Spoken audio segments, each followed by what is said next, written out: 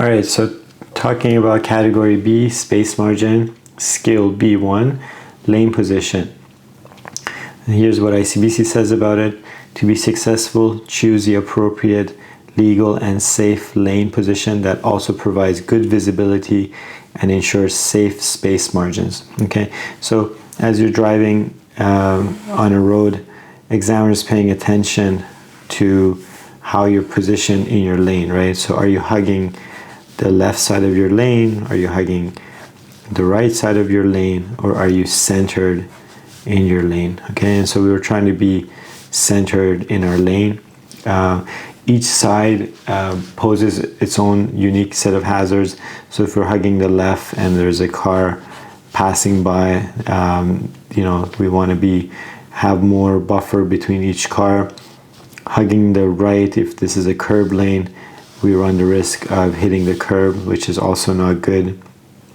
And this also ties into when you're coming up to make a turn, right? So if our lane positioning is not good, then our turn position will also be affected. So if I'm hugging the right, I'm more likely to hit the curb on the way out of the turn. Or if I'm hugging the left as I'm coming up to make a left turn, and I'm not paying attention to stay centered in my lane, I run the risk of going over the center divide line, which puts me at risk of a head-on collision with the oncoming traffic. So it's really, really important to try to stay centered in your lane as much as possible.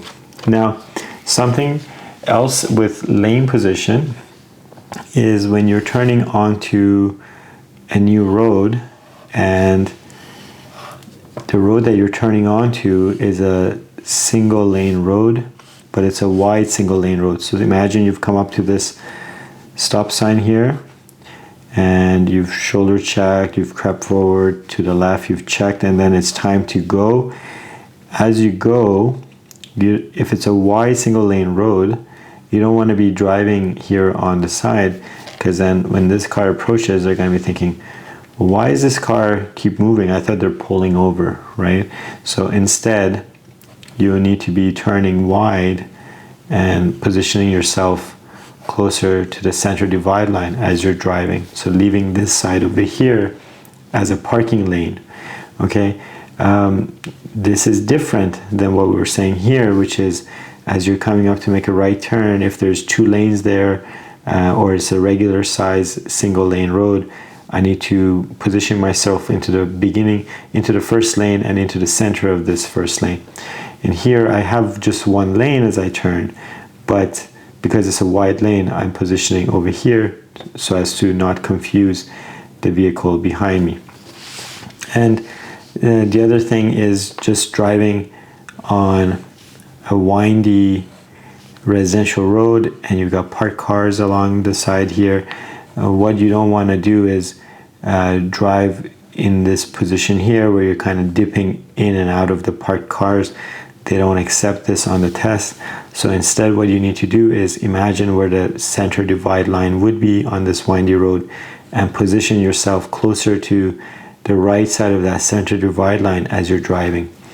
That is not to say we're not going to share the road with oncoming traffic. So if someone shows up here, of course I'm going to tuck over a bit to the right and share the road with them. But generally speaking, we want to be positioned closer to the center divide line when going around these parked cars. And on a wide road here, again, we give the difference to the parked cars and we give it to the cyclist on the right of us.